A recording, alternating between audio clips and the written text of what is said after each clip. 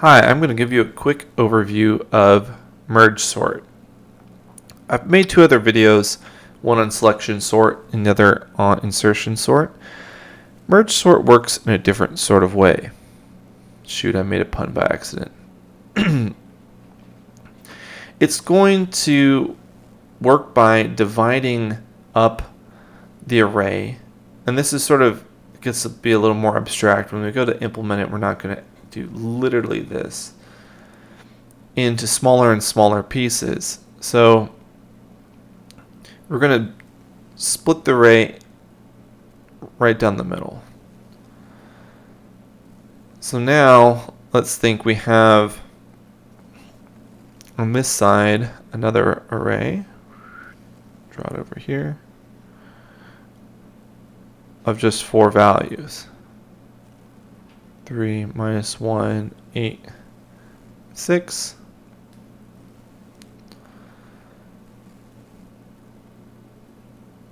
I'll draw that over here. So the other side is also broken up.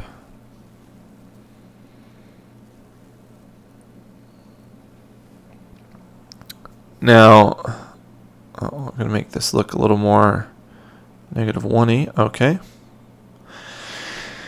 Now we're going to divide up this array in half. So now we have it into 2 parts. And over here in half.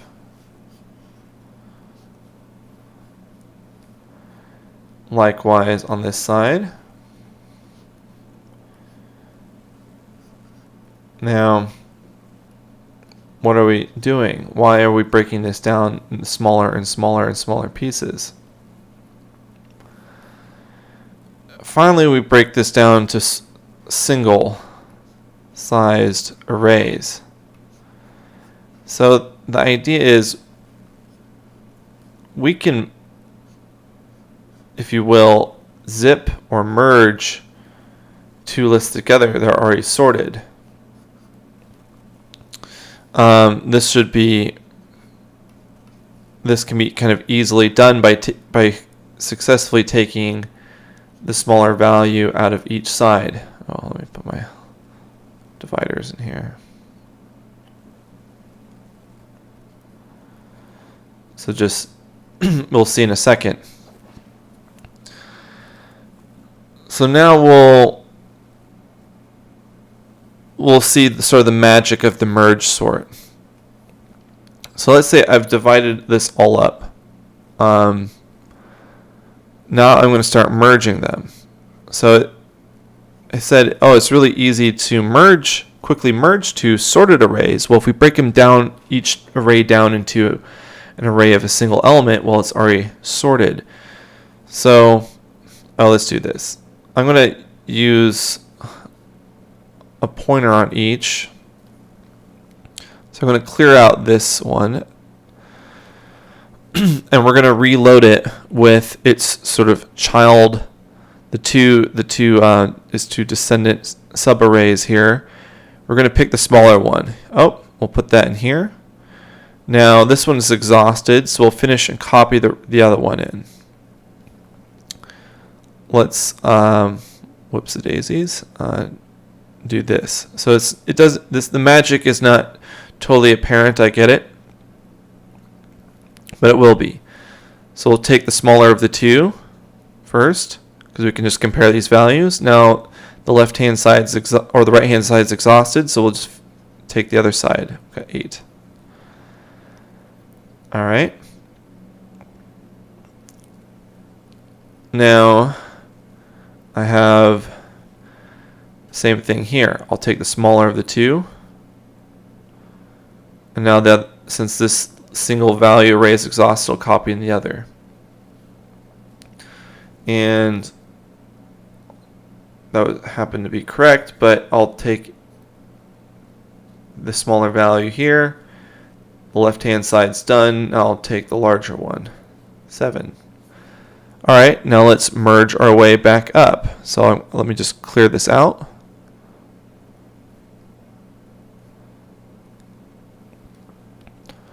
Oh dang, look at this. So I'll take the smaller value, -1. Now I'm comparing 3 and 6. So I'm always going to be comparing the front of the array, of each array, or rather where I have the pointer. So I've kind of checked off, let's say, -1. Now 3 is the front of this side versus 6. I'm going to take 3. This side's done. Now we're going to copy the rest, 6 and 8. So I should have moved a little pointer as I did that. All right. Now this will be, slightly more interesting over here. So I'm going to compare 2 and 1. All right, I'll check off 1 because it's smaller. Now 2 versus 7. Well, 2 is smaller, so check that off. Now it's 4 versus 7. 4 is, of course, smaller. Check that out. Now 7. So there's one thing left over here, so let's copy whatever's left. Look at that. Now let's come back up here. So take out all these little values in here.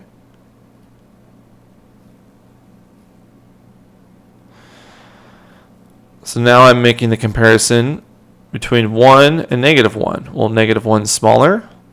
Now I'm going to compare 1 versus 3. We'll take 1.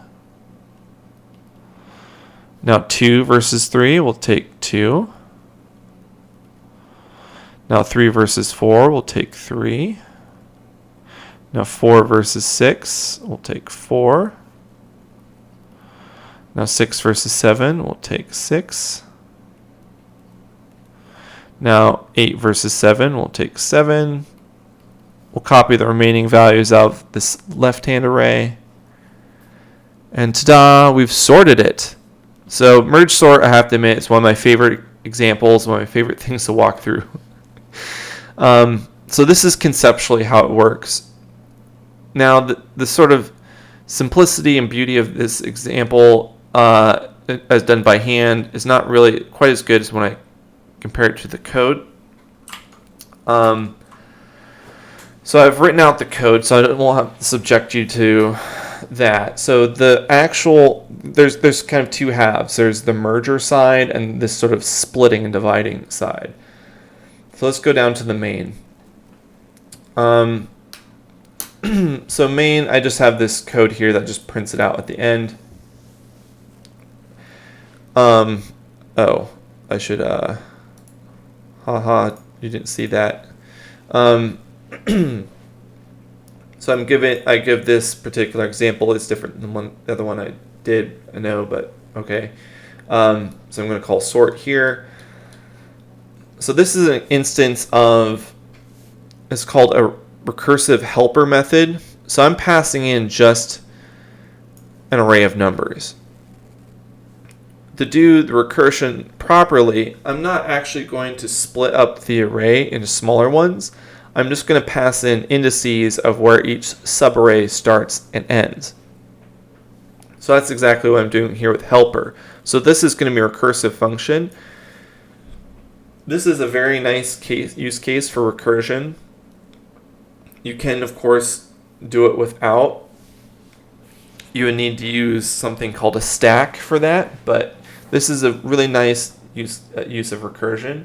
So this nice public MergeSort method is just going to turn around and call its helper, which is going to really, it's more than a helper. That's sort of rude. It's going to do all the work. So we're going to start the bounds off at 0 and the top sort of exclusive, so the highest index. That's what we're going to get here.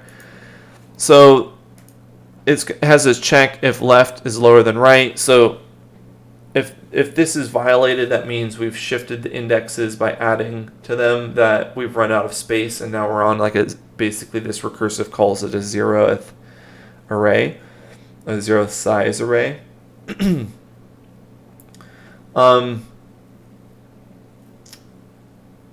What we do here is we calculate the middle of the array, and then we call the helper on the left-hand side, on the right-hand side, and then we merge them. So we say, okay, basically go sort the left half, go sort the right half, and once that's done, those two sub portions merge the results together. So you can see there's always a bit of, oh no, how does this actually work? It's actually, to me, it's easier if you just think about it at the highest level. Of you're just literally saying, okay, this helper is going to go sort. Let's go sort each half, and then we're going to merge them together. Now, the merge code is pretty long and brutal. I know there's got to be simpler ways of doing this. I'll just walk you through it briefly. We need a temporary array. I'm creating one here. If you really want to be efficient, you just keep a temporary one. So this is like when I was going by hand, copying each sub element back up into its sort of parent. So when I went from the 2 1s to the single 2, basically we need a place as we're sort of copying everything around to put stuff. So that's what we're going to do. So as I pull things out of the left and right half, so we need, like I said, an index on each side. So we have this left and right. We have an endpoint, left and right end. And what we'll do is keep incrementing where we are.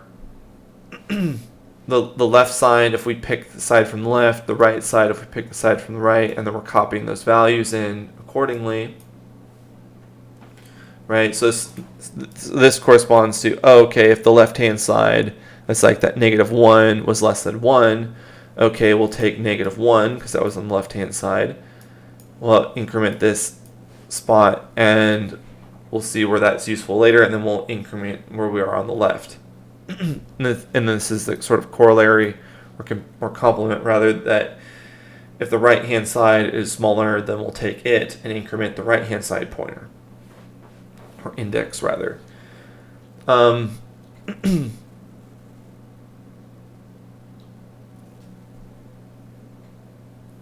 Now,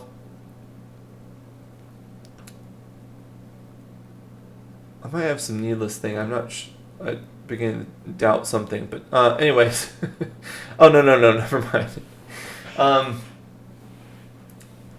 We have to keep track of what I is doing is we need to keep track of where we are in that merge array.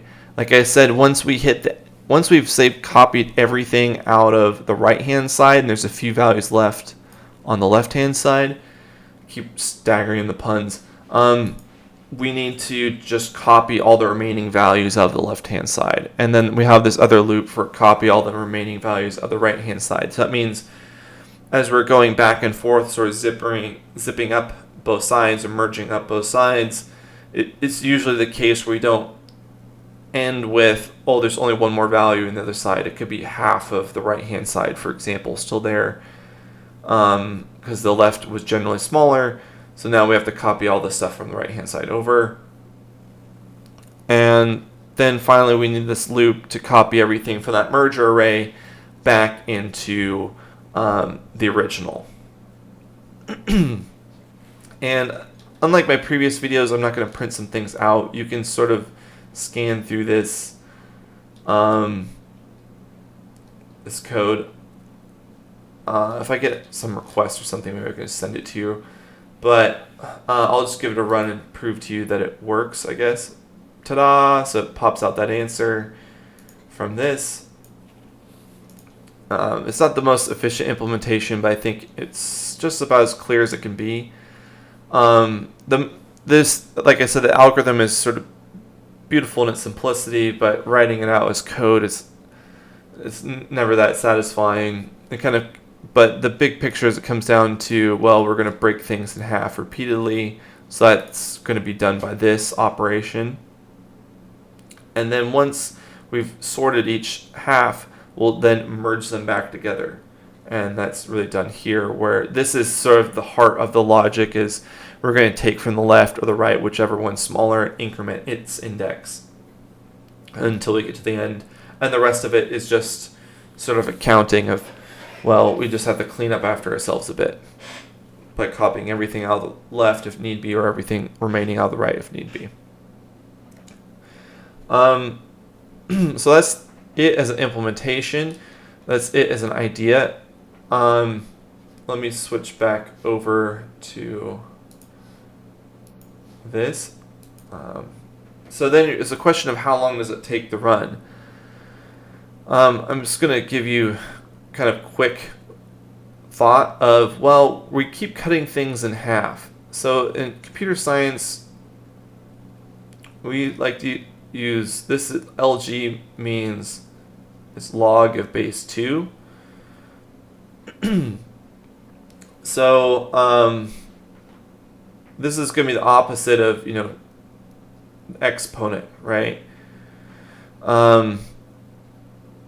So what we'll have here is, well, if we have, if our n is 8, base 2, log base 2, that means we'll cut it in half. So if we have LG of 8, this is going to be 4, right? That actually corresponds exactly to the number of sort of levels we have. So we have a level here, here, here, and here. Now, so if there's that many tiers, and if we look at on each level, when I was merging things back, I touched everything. So I touched 8 numbers here. I also touched 8 here, 8 here, and 8 here. Well, that's really n, because n is 8. So that means I've done n things log n times. So that's what the complexity is, called n log n, which is actually is better than, I'll put less than, n squared, which is insertion sort and selection sort. So merge sort is actually, I know I haven't really covered complexity that much. I'll do another video on that. But just know that merge sort is actually much more efficient than those other two. So this is how, if there's many different ways of sorting numbers, this is sort of, now we're getting into like, well, how is one way better than another? How could it, and we make that comparison generally based upon time, or how it scales with respect to time. So as we increase the size of this array from 8 to 16 to 64 or 2,000 or 10 billion or something, how long does it take? So ideally, we can't expect it to be free, but it'd be better if it was close to linear. N log n looks a little worse. I'll call that n squared, n log n, and this n. And then we could have 2 to the n. Something would be really bad. But that's, as we start to really look at, well, we have different ways of doing things, how do we compare them? We like to put them in these rough categories. And that's the big O of, n, big O of n squared, etc. Big O notation is what it's called.